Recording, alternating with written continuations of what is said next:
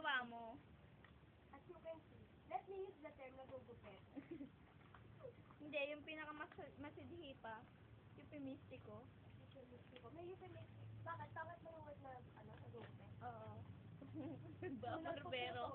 Nagbabarbero. Nagpuputol po ako ng papel.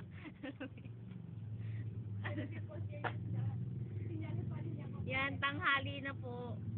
Dito pala, ay hapon na pala. At hindi po nasunod yung Twitter.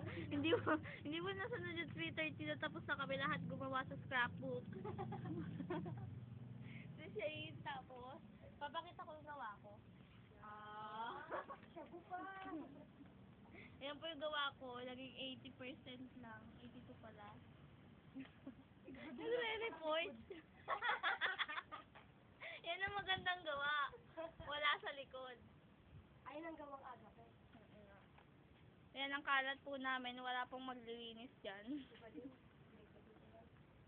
Yung kay Shane, tingnan mo parang basura. Pag dito sa camera, tingnan mo. At yun talaga, hindi talaga ako nakagawa ng maayos. Nabibisit na po si Ruby. Kasi po yung Siya yung tawa pa rin ng tawa. Lopez, shabu pa. Meron po kaya O, start na natin. Meron po Sayang kaya rin. talaga. Ha?